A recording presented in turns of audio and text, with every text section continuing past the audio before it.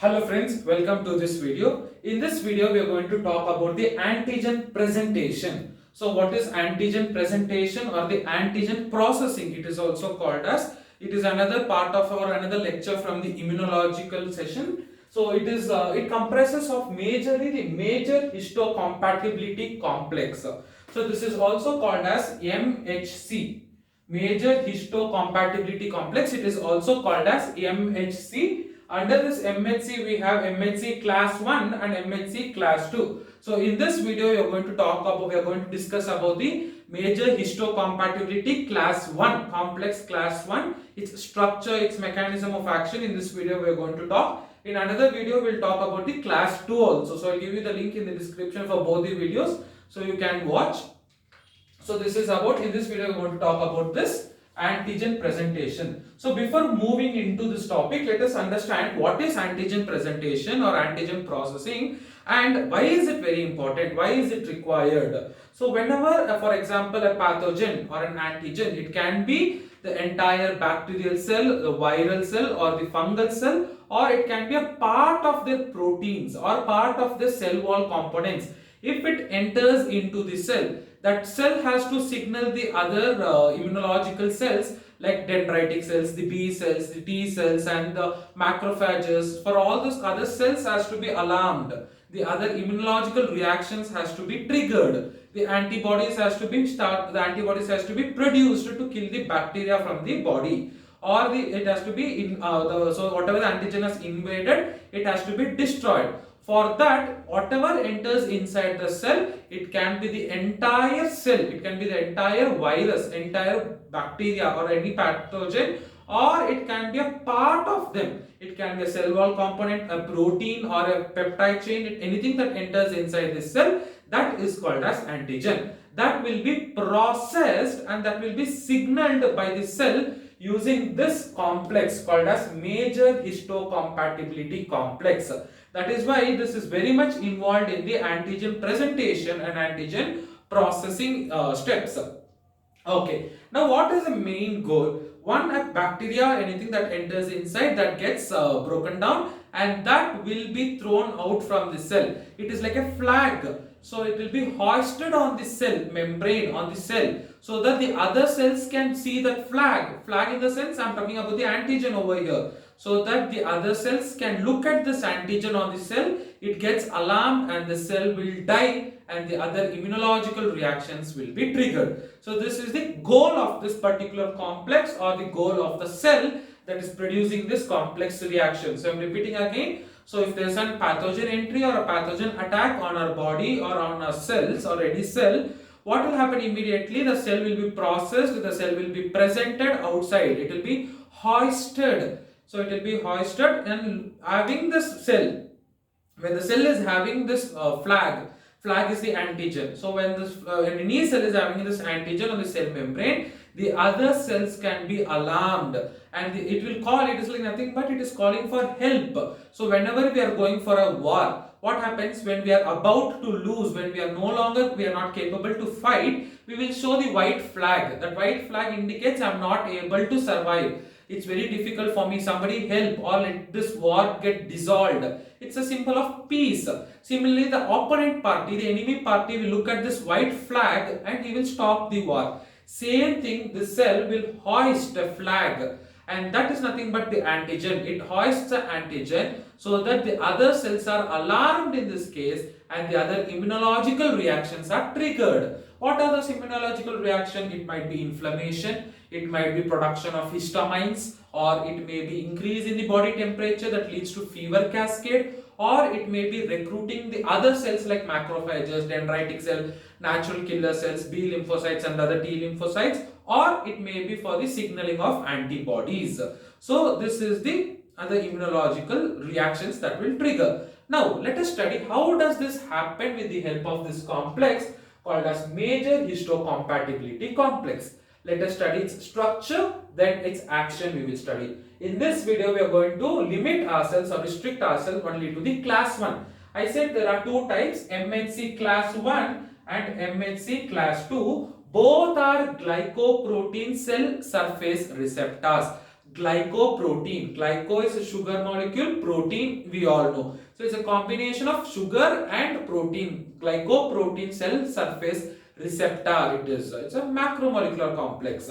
Now, what is this receptor? Where are these receptors present? If you want to know all those things, I have already made a separate video on the types of receptors, where they are present. It is just a basic introduction part of the receptors. I will give you the link in the description. You can watch that video. What are receptors? General idea you will have. Okay. They are glycoprotein cell surface receptors. We will restrict only to class 1 MHC molecules here in this video. So since I said cell surface receptor, it will be present on the plasma membrane. So this is the plasma membrane. This is the plasma membrane having the fluid mosaic model. I am not showing the detailed structures. So this is the lipid molecules, bilipid layer. This is the plasma membrane. Now if you look at this MHC class 1, I am going to talk about MHC class 1. This MHC class 1, it is made up of two units. It is made up of two chains, two polypeptide chains. This protein is made up of two polypeptide chain. The first chain is called as alpha unit and the second chain is called as beta unit. Alpha unit has three domains. So let me draw the alpha unit. Alpha unit has three domains. So this is the alpha chain. Alpha chain, this is called as alpha 1. This is called as alpha 2 and this is called as alpha 3. It has three domains, alpha 3. And then it has a transmembrane domain. It has a transmembrane domain. Why do we call it as transmembrane? Because it passes through the plasma membrane. Hence this is called as transmembrane domain. It is called as transmembrane domain because it is passing through the plasma membrane. Now you have to understand one logic here, students. When it is passing through the plasma membrane, we all know plasma membrane, it is made up of fat substances. So this part of the transmembrane domain will be attracted to fat molecules. Then only it can pass through it. If it is hydrophilic, it cannot pass through it. Hydrophilic is nothing but water loving. If it is hydrophilic, then it will not be loving fat molecule. So this domain is hydrophobic domain. This is hydrophobic. I hope you understood this logic. It is hydrophobic. So in nature we have two things, hydrophilic, hydrophobic. Hydro means water, philic means love or the attraction. Phobic or phobia means fear or hatredness. Hydrophilic are those substances which are water loving. If they love water, they will repel lipid or oil. So they are lipophobic. So if they are loving water, that is if they are hydrophilic, they will be lipophobic because water and oil will never merge. Water and oil are enemies. They will never merge together. So if you just put one drop of water on the oil, it will float, it will never merge. So if they are hydrophilic, they will be lipophobic and the vice versa. If they are hydrophobic, if they repel against water, they will become friends with lipid. They become lipophilic. So this is hydrophobic. Since they are passing through the lipid membrane, they will love lipid. They are lipophilic, but they are hydrophobic. So this is the extension of the alpha chain, and then you have a tail. This tail is towards the cytoplasm. So this is the cytoplasm. This is the plasma membrane. This is the outer environment. Cytoplasm is made up of 95% of water molecules. It is made up of water itself. The matrix is liquid matrix. If the tail is towards the cytoplasm, then the tail should be hydrophilic. So this tail is hydrophilic tail. I will call it as cytoplasmic or cytosilic tail because it is facing the cytoplasm. It is called as cytoplasmic tail. It is called as cytoplasmic tail. See, the name becomes very easy if you understand why it was named like that. Transmembrane, it passes through the membrane. Cytoplasmic tail, the tail is facing towards the cytoplasm. Hence, it is called as cytoplasmic. And it is hydrophilic or lipophobic. Anyone you can remember. This is hydrophilic because it is There in this cytoplasm, it is hydrophilic, this is hydrophobic. And you have three subdomains. You have a alpha chain, single alpha chain. It has three subdomains: gamma alpha 1, alpha 2, alpha 3. Now these three domains are facing outside the cell. They are facing the intercellular space. Outside the cell they are facing. So these three domains are called as extracellular domain. These three cells are called as extracellular domain. We'll come to it in a while. And you have another second polypeptide chain that is called as your beta chain. This is called as your beta chain. Beta doesn't have any domains and subdomains. There's only one domain over here. So look at the structure. This is very important. The structure of MHC class 1. So you have alpha chain and beta chain. The alpha chain has three domains: alpha 1, alpha 2, alpha 3. And this is continued through the plasma membrane by transmembrane domain, which is hydrophobic. And then it has an extension, tail-like extension called as the cytoplasmic tail, which is hydrophilic in nature. Now, okay, these four domains, alpha 1, alpha 2, alpha 3 and beta, these three, this alpha chain and beta chain that are facing outside the cell, they are called as extracellular domain. They are called as extracellular domain because they are facing outside the cell. It is at this groove, you can find a groove, right? It is at this groove where the antigens will bind.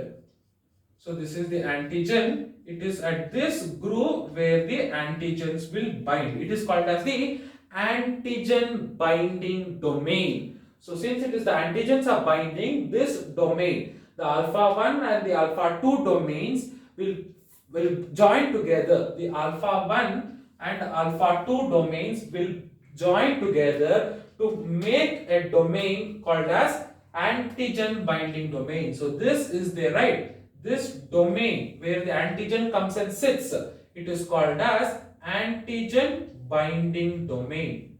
Antigen binding domain it is called as. So I hope this structure is very simple and very easy. It is called as antigen binding domain where the antigen comes and sits on them. Okay, with this we have completed the structural part. Now where are these MHC class 1 molecules present? On which cells are they present? Usually they are present on the nucleated cells like B lymphocytes, T lymphocytes, dendritic cells, and also they are present in the neutrophils, macrophages. So in such nucleated cells they are present. So there is a present cell surface glycoprotein receptor. This alpha chain, the molecular weight of the alpha chain, so I will just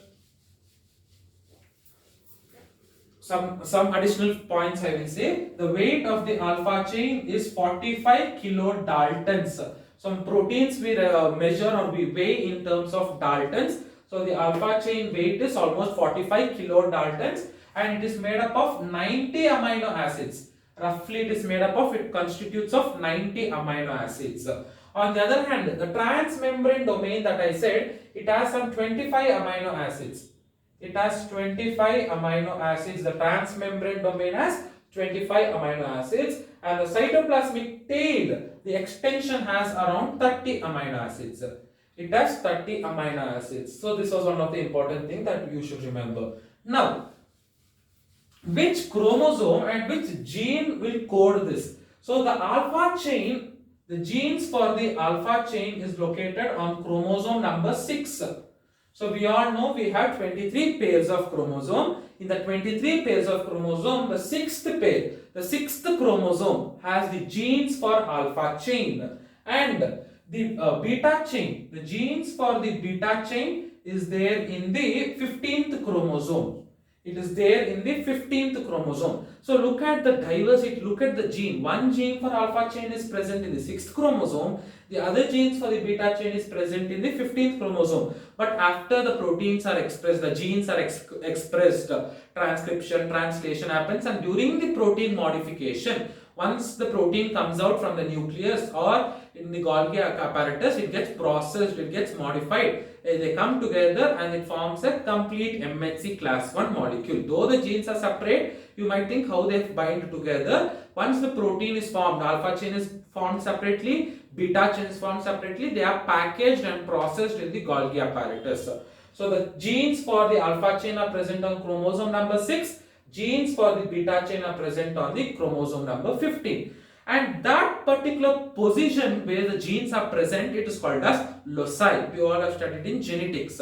What is locus, loci and all, we all know. So if you have any doubts on what is locus, what is loci, what is an allele, all those things, I have made one video for that. What is the difference between homologous chromosome, heterologous chromosome, what is a chromatid, what is a chromomere, heterologous chromosomes, homologous, all the basic terminologies. These are all some confusing terminologies. I have made a separate video. I will give you the link in the description. You can watch that video also if you have any confusions. Okay. So yeah, that particular position where the genes are located, that is called as a loci. So the genes for these proteins, for these alpha chain of protein, that particular loci is called as HLA.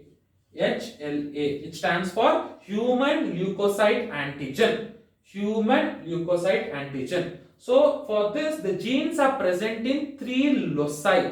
For the alpha chain, it is present in 3 loci. It is called as HLA-A, HLA-B and HLA-D, not C, D. It is present in 3 loci: human leukocyte antigen A, human leukocyte antigen B, human leukocyte antigen D. It is present in 3 loci, the genes for alpha chain on chromosome number 6. The genes for beta chain are present in the loci, is present in chromosome number 15, and the position of the loci is called as HLA-C. So this is the structural details. I hope this much is clear. Now we will proceed to mechanism. What happens in the mechanism? So mechanism, if structure is very clear, the mechanism becomes very simple. That is why I was giving more emphasis to the structure, so that the structure should be very clear for your mind. Okay. Now let me go to the mechanism. What happens? The mechanism is very simple. Just 4 or 5 steps you have to remember. Let me consider this as a cell. This is any cell, and this cell has now antigen is going to enter into this cell. Now you have one antigen. So in case of MHC class 1, the antigen size will be some 8 to 10 amino acids. That's all. That is why I said it can be the entire antigen, or it can be a part of the antigen, or a protein of an antigen, or a cell wall component of an antigen. So you have 8 to 10 amino acids are present on the antigen. Such small antigens will be recognized by this for this class 1 MHC. Now this is the antigen. The antigen enters inside. That is the first step. The antigen enters inside. There are so many methods in which antigen can enter inside. We are not going to talk about all those things in this video session because it becomes too lengthy. So this, by any method, the antigen has entered inside this cell. Now what happens? This antigen is taken by one particular organelle called as proteasome. You have one particular organelle. This is the first step that happens. First step, antigen enters inside. The second step, rather I will call this as second step. So this is the first step. In the second step, you have a tubular organelle. You have a tubular organelle called as proteasome.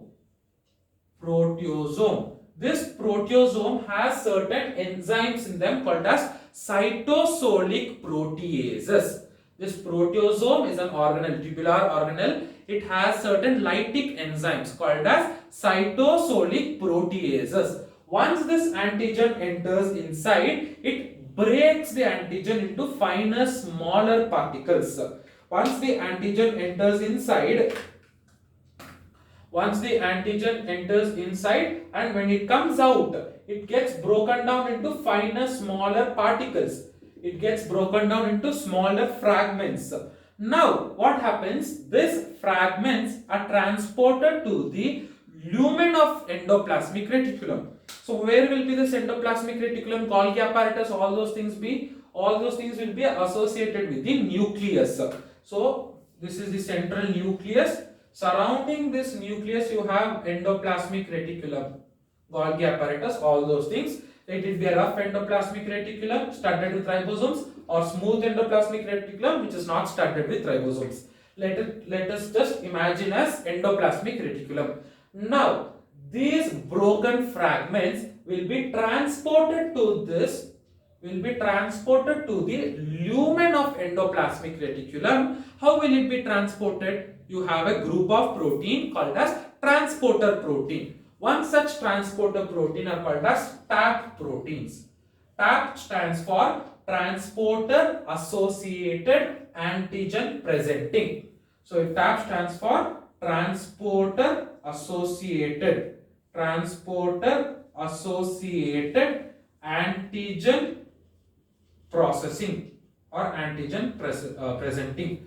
So this protein, TAP protein, transporter associated antigen processing. This protein is nothing but it's a transporter protein. It just transports from one place to other place. That's all. It transports this broken fragments, that is with the result of proteasome by the cytosolic proteases enzyme into the lumen of endoplasmic reticulum. Now what happens? I said you the alpha chains will be formed separately. The beta chains will be formed separately. During its packaging and processing, they will be joined together and they will be formed as a complete MHC molecule, and it comes to the cell surface. I said it's a cell surface receptor. So it will be, though it is formed inside the cell, the individual units, the individual subunits, alpha chain, beta chain, are formed in this endoplasmic reticulum. They are packaged, they are processed in the endoplasmic reticulum, and they are sent to the plasma membrane because it's a cell surface receptor. Now this endoplasmic reticulum, it forms the alpha chain, beta chain, transmembrane domain and cytoplasmic tail. It forms all the MHC class proteins. Now along with the small particles that were brought into the lumen by this TAP protein, it takes one part of the antigen and it gives it to this antigen will go and bind, because we have antigen binding domain that we studied. This antigen, this part of the antigen that was brought by the TAP protein into the lumen, it goes and binds to the antigen binding domain of MHC class 1 molecule, and this MHC class 1 molecule is brought outside, and now it is outside. It comes outside because it's a cell surface receptor. After packaging and processing, it comes outside.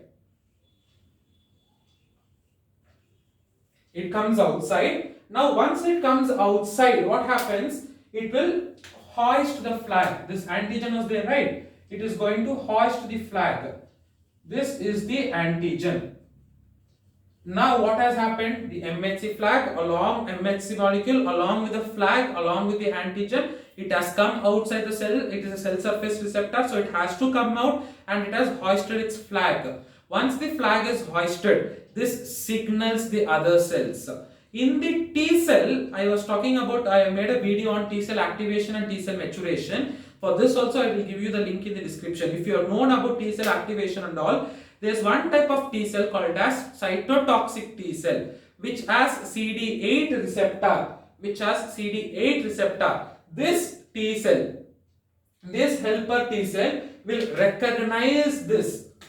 So this cytotoxic T cell along with CD8 receptor will recognize this antigen, will recognize this MHC molecule along with the flag, along with the antigen, and it will signal the cell for apoptosis. Or programmed cell death. So now what happens? The entire cell dies now because the cell is infected. Antigen has entered inside. The cell has to die. It cannot survive. Now once this all comes here, once this TC cell comes and it finds the antigen along with MHC, it will signal the cell for apoptosis or programmed cell death. Once it signals, it is going to recruit the other cells, like I said, B cells, T cells, antibodies, macrophages, neutrophils, and all other immunological cells it is going to recruit. So this is how the antigen is processed and the antigen is presented by MHC class 1 substance, by MHC class 1 complex. So I hope this video is very simple. Just you have to remember the structure and just 4 steps. Antigen will enter inside, proteasome, cytosolic proteases will chop them into smaller bits. The smaller fragments will be carried by the TAP protein. It's a member of transporter protein. The full form is here. It transports the protein from here to the lumen of endoplasmic reticulum. In the endoplasmic reticulum, what is happening? Your MHC class 1 are synthesizing, because that is after synthesizing they are packaged and processed. Endoplasmic reticulum, Golgi apparatus, all those things you would have studied in cytology. They are called as shipping and packaging department. Once this MHC class 1s are formed, this antigen will go and bind to antigen binding domain that we studied in the structure of MHC. Then it comes out because it's a cell surface receptor, it comes out, and when it is present on the plasma membrane, it is hoisting the flag, the antigen. This is identified. The MHC class 1 is identified the cytotoxic T cell with the help of CD8 receptor, and this cell is signaled to death. This cell dies and the other immunological reactions are triggered to save our body. So this process is called as antigen processing or antigen presentation. I hope this video was very simple and you enjoyed this video. If you enjoyed this video, do give a thumbs up and do share this video with your friends, and stay subscribed, stay tuned. Thank you.